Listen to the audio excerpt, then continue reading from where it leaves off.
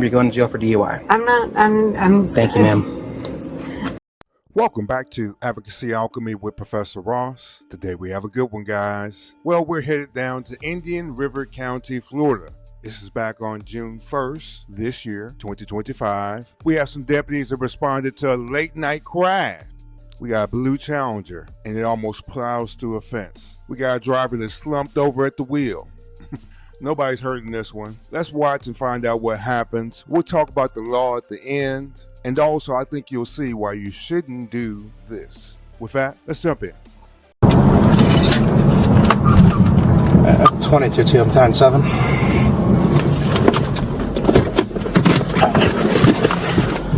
Are they talking or no?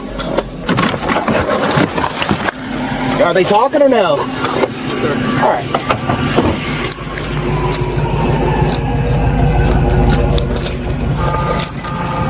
I thought they said there was two people. Just one? Did anybody else leave the car? Just this person? Hey, what's going on, ma'am?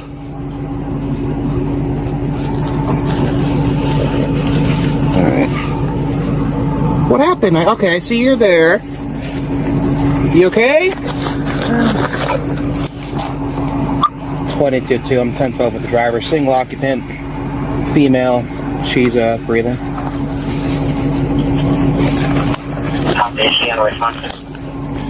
Stand by, I'm assessing.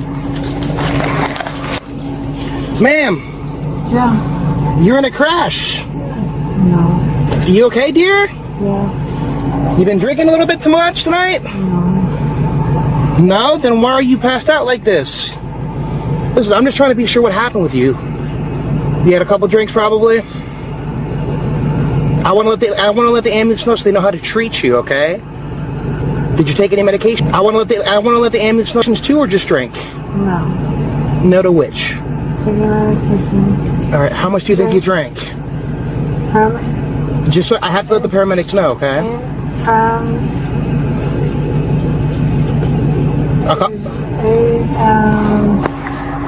22-2. She's cautious alert. She's just signal 1. All right. Signal 1. Meaning that you're breathing and talking. Can you take off your seatbelt? Let me have you get out of the car, dear, okay? Thank you. Here, I'll help you get out, okay? You want to give me your hand? No. I can get out. Okay, well here, I'm going to stay in here just in case. Don't worry about your phone for right now. Let's get you out of the car. Come on. Man, I need you to get out of the car. Worry about your phone after, okay? Come on. They're all the same. They're saying the account in my... Alright. Well, here, no, you're not going to hit any vapes right now. Okay? You need help? She's had a little to drink. I got it though, ma'am. No. Thank you. So you guys are... This is fine. Well, here, let me have you walk over. Let's get away from the grass, okay? Come on. There you go. Is this a... Get real careful. I don't want you to fall, okay? Thank you. Come on, let's walk over to my car. There you go. Alright.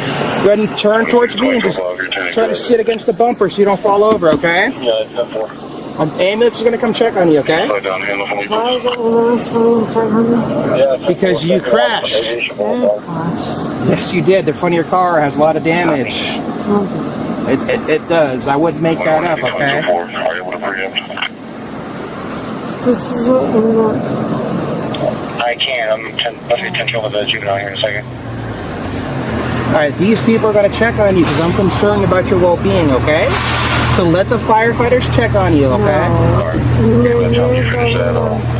So I know the firefighters that are going to check on my well-being. She's, it's just one occupant. She's, yeah. She was knocked out, but it's because I think she's had too much to drink. Okay. She can't stand on her own. If I let go, she's going to fall. I'm not going to fall. Maybe she can say. Ma'am, you cannot stand on your own. No.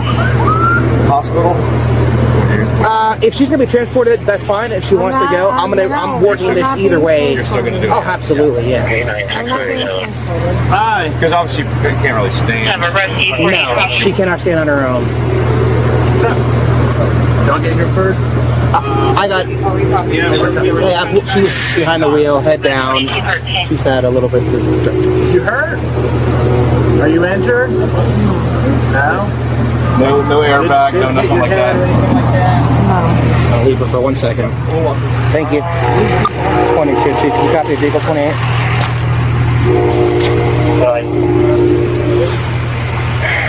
Florida tag, Quebec Bravo Echo Alpha 22, QBE A22. It's a blue Dodge Challenger. Copy.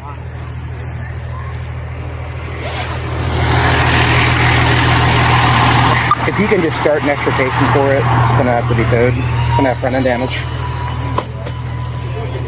Copy. George, John.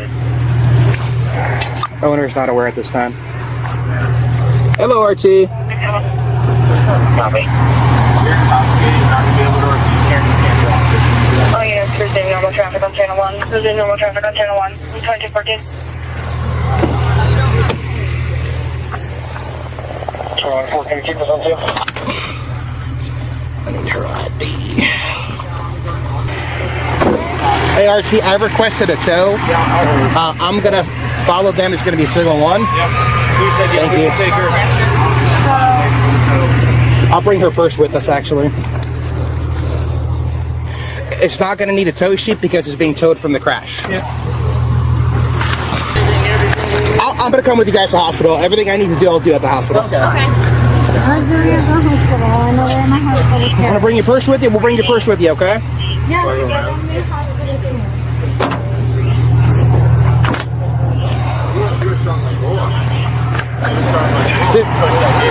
Hey, does she have pockets? Is the car key with her? Say that again? Does she have pockets? Does she have the car key?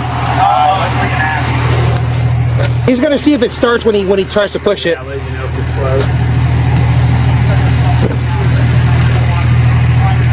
Keep this. No, that's not in here. Not starting. Oh. So where's the key? The car was on. Unless you don't have the key. She's not the owner, right? No, Because the owner knows she has it. I haven't been able to assess that. Maybe the RO. Oh, here it is. We're good. I'll pass it over to you, sir. I'm gonna leave the vape because if it does go 10:15, she can't take a vape. Yeah, but we'll put it in the car, I bet. All right, I'm gonna go to the hospital. She's very civil one. Oh, that's her phone. Thank you, Matt. We're gonna stand right in front of this car, and I'm gonna talk to you about what happened tonight. Okay? Yeah. Just so we're not blocking the ambulance right now. Excuse me. All right, it's Miss Hall, correct? Am I calling you by the correct last name? Yeah. All right, ma'am. So, obviously, tonight you were involved in a auto accident where your vehicle drove through a fence. You've been discharged from the hospital.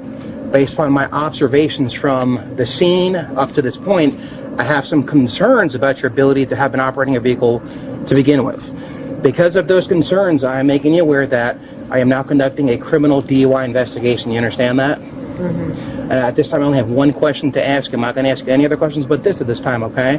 Are you willing to submit to the field sobriety exercises? So, what was the time of the crash that you're saying? It's been about 2 hours now. Okay. And so the time now from to where we are to home. It's been 2 hours and 5 minutes since the call. Okay. Okay. So again, based upon my observations, I am requesting you submit to the field sobriety exercises. The purpose of that is for a DUI investigation. And so, can I ask you, so at the time of the call, where was I? So again, I'm simply asking if you're going to submit to the field sobriety exercises. I'm not going to discuss the case with you. You're behind the wheel. I'm the one who got you out of the car. Okay? So again, I'm simply asking if you are willing to submit to the field sobriety exercises. No. Now, you understand, ma'am, if you refuse to submit to the exercises, your statement can be used against you. Do you understand that? Yes. And with that in mind, I may be forced to make any potential arrest decision from my observations up to this point. Do you understand that? Yes. With both of those in mind, are you still refusing to submit to the exercises? Yes. Okay. Go ahead and place your hands behind your back for me, ma'am. Palms like this. Thank you, ma'am. It's getting much better than me. What's that, ma'am? It's getting much better than me. Well, no, I'm just trying to hold your wrist so I can put the handcuffs on you, okay? I'm hearing Barton holding my wrist. Okay. Well, everything's being recorded. I've been,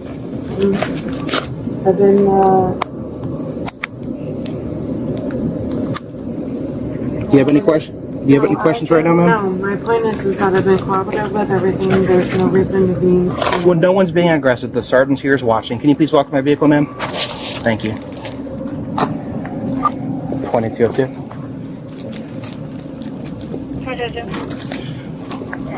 Adult female 1015, update to DUI. Yep, step right back to here. I'm gonna have you sit on this side just because the window over there does not lower, so I can get you some air in this car, okay? Would you take a seat for me, ma'am? So I'm going in and I'm being arrested because you haven't Yes, ma'am. said that. Yes, I just informed you you're being arrested for DUI. No, you didn't. You didn't. So yes, ma'am, inform me of that. you are Okay. being charged with DUI. Okay. Okay. And my dog. What dog? I told you that I had a dog at home, and I was concerned about it. So I the don't dog. know who you spoke to regarding a dog, but nonetheless, you put yourself in this situation. There's consequences. So take a seat, ma'am. You're going to jail for DUI. I'm not. I'm. Thank you, ma'am. I understand that, but I spoke to somebody earlier about my dog, and so I was just asking about the consequences of the dog. So Okay. You're welcome to call somebody once you get to the jail to think about who can treat your dog. Okay. okay, Thank you, and ma'am. Yes, ma'am. You have one more question? yeah. Yes, ma'am. The phone call you talked about earlier about making a phone call. I didn't discuss that. I said Yes, you could you did. ask hospital staff to utilize the phone. Okay. Okay. Thank you, ma'am. Thank you, sir.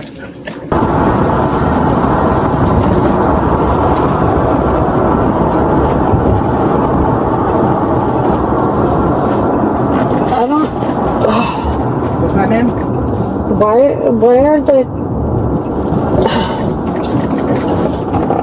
Why are the cuffs so tight on my wrist? My fingers can fit through those, ma'am. They're not tight. This could be the way you're sitting. What? I said my fingers. I moved every which way I can to help assist with the thing, but no, your fingers can't fit through here. My fingers can't fit through here. It's on video, and we're almost there. I don't need to be on video. I just want to know why they're so tight. They're not tight because my fingers can fit them. They are tight. We are literally less I'm- than 1 minute from the county jail, ma'am. Okay. I'm not trying to be on video. I'm just asking a simple question. Apparently nothing's a simple question these days. All I'm saying is that I can't. So how'd y'all feel about that one? Now, the thing that gets me is that the car isn't even hers. So she's borrowing somebody's car, probably a boyfriend or a husband, and they're going to get a call that their car's been wrecked. But let's jump down to the law. Once again, we're in Florida. First, driving under the influence. All right, this is found under the Florida statutes, section 316.193. The law says a person is guilty of DUI. Well, first you gotta be driving, right? If you're driving or in actual physical control of a vehicle while under the influence of alcohol or drugs to the extent that normal faculties are impaired, or if your blood or breath alcohol level is higher than 0.08. Now here, she refused to take the field sobriety test. Now those only go toward determining if a person might be driving while intoxicated. Now that's not the official breath test that's performed either at the hospital or at the police station. All right. But if a person is found guilty of driving under the influence, the penalty is up to 6 months in jail for a first offense, a fine between $500 and $1,000. A person's license will also be suspended for up to a year. They might be put on probation also, and the vehicle possibly will be impounded. Now here, she wrecked the car, so they had to tow the vehicle anyways. Now, next you have Florida's implied consent law. Now, this is found at section 316.1932.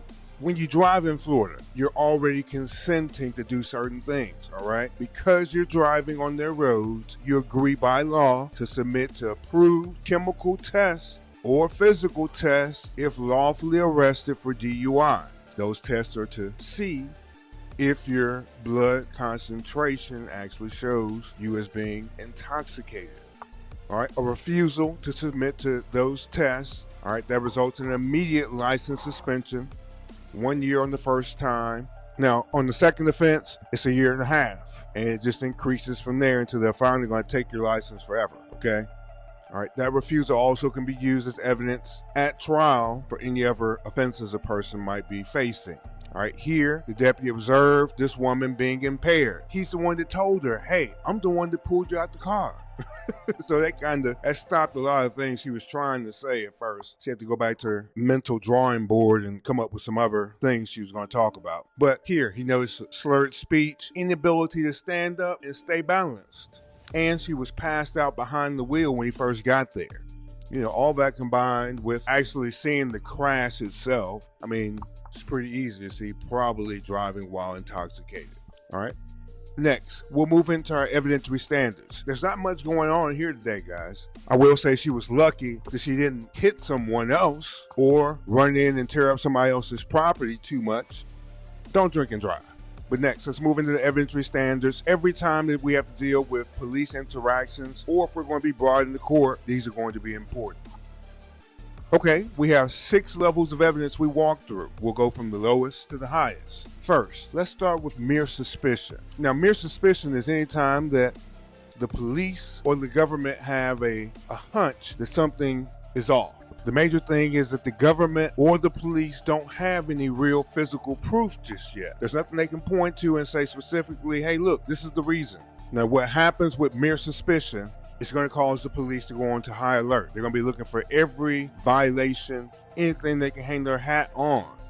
Mere suspicion usually comes about when the police receive a dispatch call to go somewhere. Okay, that's the easiest way to think about it. Someone called 911, they brought the police here. Once they come here, now they're going to begin potentially investigating to see if something's wrong. So, at mere suspicion, there's no government action just yet. We move up one level, reasonable suspicion. Now at this level, the police or the government have specific articulable facts they can point to that would justify a brief investigation, all right?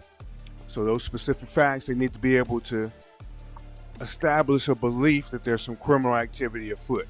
At this level, the police can detain people. They might even put someone in cuffs, but it's only to keep them there so they can ask them questions and thoroughly investigate to see if there's actually a crime. So here we have the odor of alcohol could be something that will cause reasonable suspicion. Slurred speech, the inability to follow simple direction. All that gives rise to a lawful reason to stop a person, and in this case, to inquire for a DUI investigation. Now, moving up one more level, we have probable cause. Now, when you hear this word probable cause, always just keep in mind that means somebody's about to get arrested, or somebody did get arrested, okay? At this stage, the police or the government have enough facts that will cause a reasonable person to believe that a crime has been committed and the suspect is involved. Now, at this level, the police also can go back to a judge and ask for a search warrant.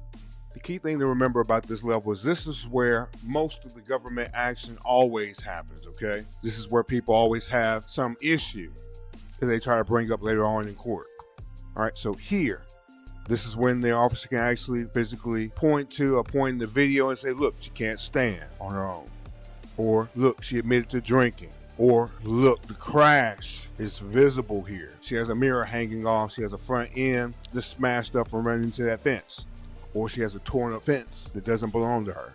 All right, at this stage, arrests are legal. All right, moving up one more level, we have preponderance of the evidence. Now we're in court. This is where we're dealing with civil actions, when people are fighting over money or a basic contract, something like that. At this level, preponderance of the evidence simply means that more likely than not, your claim is true. To win, all you need is have the greater weight of the two arguments, 51% in your favor to win. That's all that's needed. So it's a simple balance. Who has more on their side to make the scales tip in their favor? So for preponderance of the evidence, think about if that community, if they have to maintain that fence back there, and the community as a whole, if they sue her to pay for the fence. All they need to prove is that it's more likely than not that she caused the damage to the fence. How would they prove that? The video. The video shows that your car that you were driving was smashed into the fence. It's pretty clear cut. Moving up one more level, we have clear and convincing evidence. Now, this is the level where we're still in the civil realm, but we're going to require more evidence in order to win. This means that it's substantially likely that you win, or there's a high probability that your claim is true. It's going to take about 75% of the evidence to be in your favor to win these types of actions. You see this standard apply in cases where a person is in front of an administrative board. So say, for instance, when she goes back in front of the DMV to try to get her license back, they're going to assess the different things that happen. Look, not only were you drunk, but you also had an accident. That causes more weight. Or if she goes to court and the prosecutor wants an enhancement, they're going to be required to at least be able to meet this burden. All right, moving up to our highest level, we have beyond a reasonable doubt. Now, this level is required for every criminal case. This simply means that the government has about anywhere from 90 to 95% of the evidence in their favor. Beyond a reasonable doubt means there's no other logical conclusion that a person could come to besides the defendant being guilty for the charges brought against them. In the courtroom, the jury must decide whether those observations plus the refusal prove intoxication beyond a reasonable doubt. Keep in mind that when a person refuses to take these different tests, a lot of times it's going to strengthen the inference that a person might be intoxicated. All right, a jury is still going to be required to be reasonable. Look at this situation reasonably. If a person says, I don't want to take the test, yeah, the person's probably drunk. Come on. All right, next, let's move into the jury perspective. Let's put ourselves in this jury. Let's ask a couple questions, and let's see how we'd answer them, okay? Okay, let's put ourselves on this jury. Let's ask a few questions. Now, if we go in the back and deliberate about this case, what's some of the important questions we'd probably ask? Now, first of all, we're all watching the same video. The defendant says she was fine when she was getting out of the car, or every time the officer would ask her, hey, can you stand up? Yeah, I'm fine. But I think that fence, the damage to that car, and every time he tried to allow her to stand by herself, she really wasn't fine. So I think that speaks louder than what her quick response is. What about you? Next.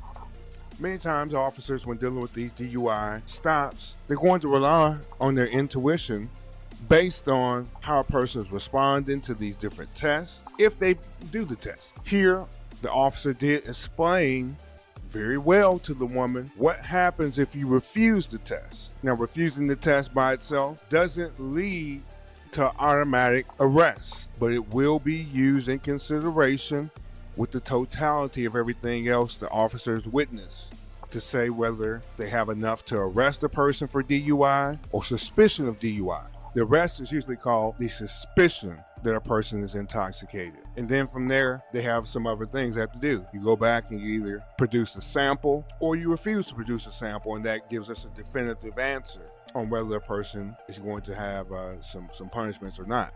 Now, I will say that if this is this woman's first time being in trouble and she took this to a trial, I mean, she'd probably be looking at a fine, maybe some probation to make sure she's not drinking and driving.